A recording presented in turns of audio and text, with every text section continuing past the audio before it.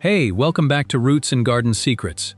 Before we get into today's video, let me ask you something. You have had blueberry bushes growing in your yard for a couple of years now. You water them, you maybe throw some fertilizer on them in the spring, and yet every single summer you are looking at a mediocre harvest wondering what went wrong. Sound familiar? Here is what most gardeners do not realize.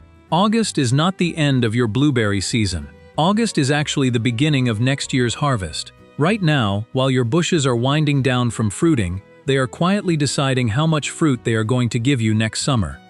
And most people completely miss this window. I have been growing blueberries for years, and I can tell you there are 6 steps that separate a struggling blueberry bush from one that absolutely explodes with fruit season after season.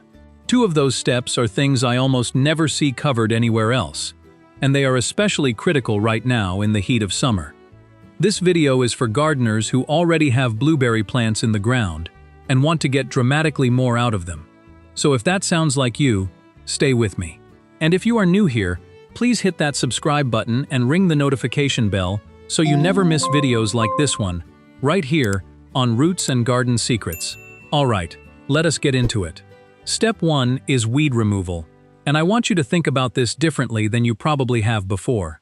Most gardeners pull a few weeds and move on without really understanding what is happening underground. Here is the truth.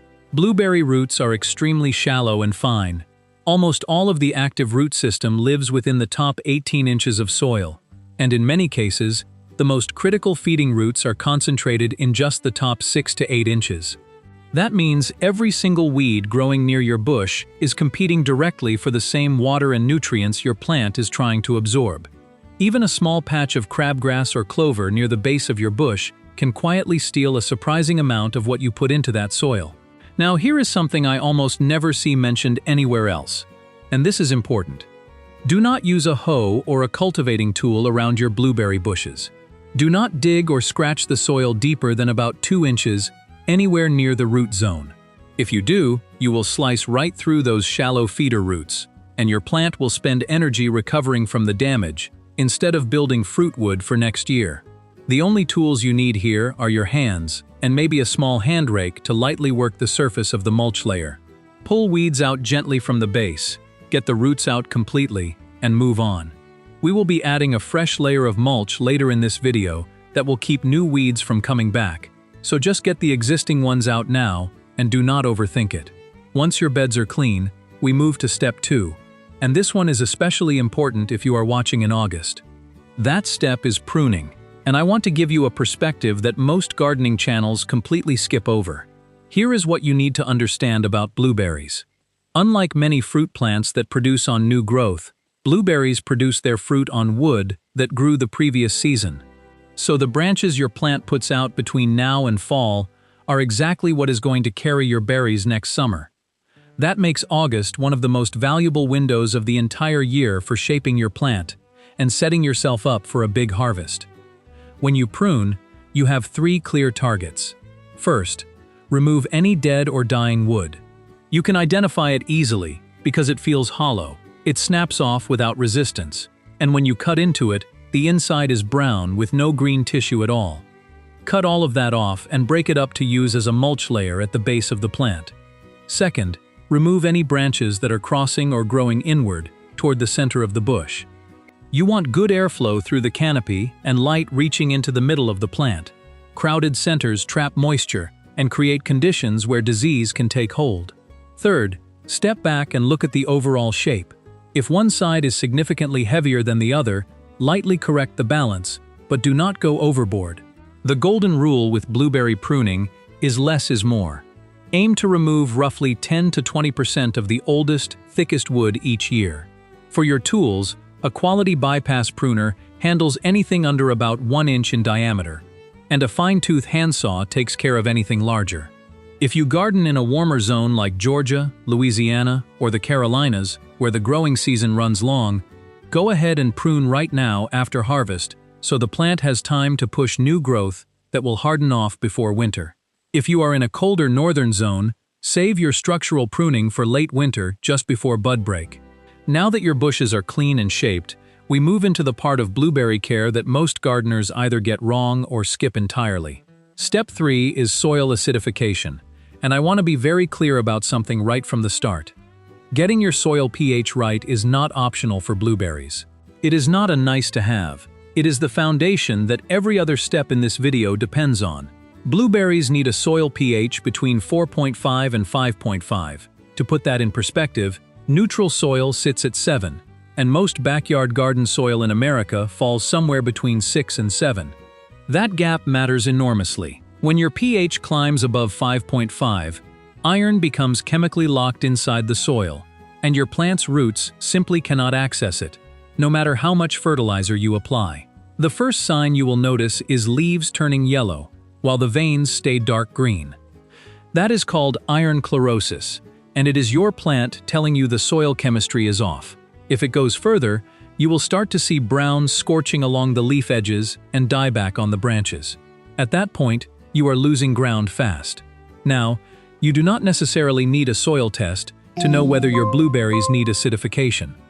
Here is how I look at it. Take a walk through your yard and look at everything else you are growing. Figs, citrus, vegetables, fruit trees, ornamentals. If all of those things are thriving, your general soil pH is probably sitting in the 6 to 7 range, which means it is absolutely not acidic enough for blueberries. That observation alone tells you what you need to know. The amendment I use is elemental sulfur in granular form.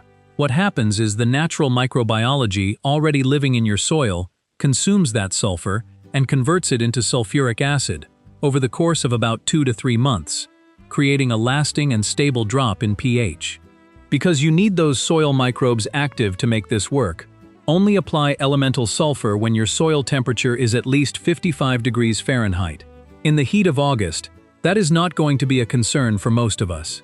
Apply about 1 to 2 handfuls in a ring around the root zone of each plant. If your hands are on the larger side, lean toward 1 handful. You can always add more later, but you cannot take it back once it is in the ground. One more thing before we move on. When it comes to the nitrogen source in any fertilizer you use on blueberries, it must be in the ammonium form, not the nitrate form. Blueberry roots are not equipped to process nitrate nitrogen efficiently. Look for fertilizers with ammonium sulfate, urea, or cottonseed meal listed as the nitrogen source, and avoid anything labeled with calcium nitrate or potassium nitrate. That brings us directly into step 4, which is fertilizing. And timing here matters more than most people realize, especially in August. This is actually the second fertilizer application of the year for your blueberries, and it is every bit as important as the one you put down in spring. After harvest, your plant shifts its energy away from fruit production and starts investing in root development, new wood growth, and flower bud formation for next season. Feeding it now gives that process real fuel.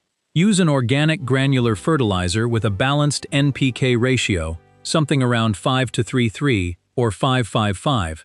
Slow-release granular is what you want, because blueberry roots are fine and shallow, and a fast-acting liquid fertilizer can burn them quickly.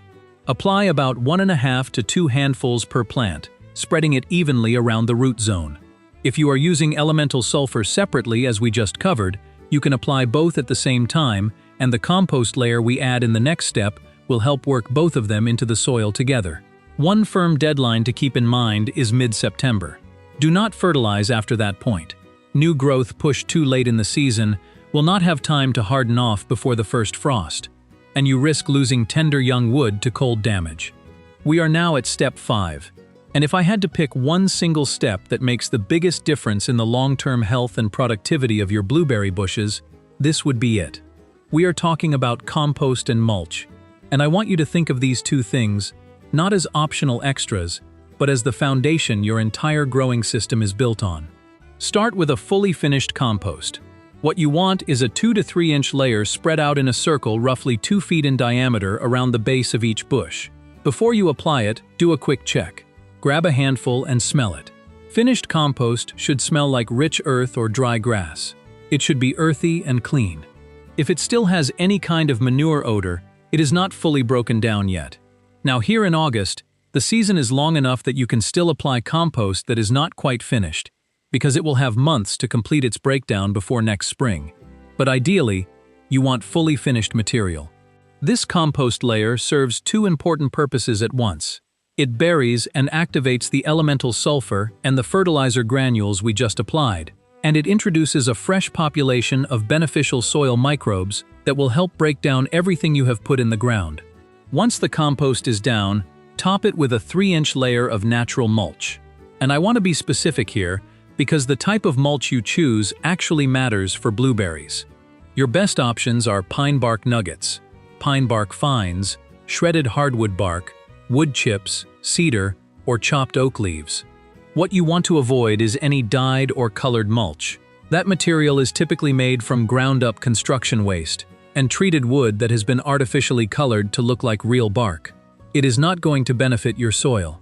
For blueberries specifically, I prefer pine bark because as it slowly breaks down, it releases mild acidity into the soil, which directly supports the low pH environment your blueberries need to thrive. After you have both layers down, finish by watering the entire area thoroughly.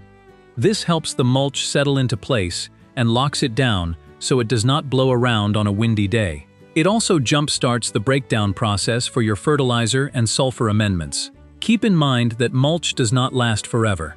Check it throughout the season and top it off whenever you can see bare soil or the layer has thinned below about 3 inches.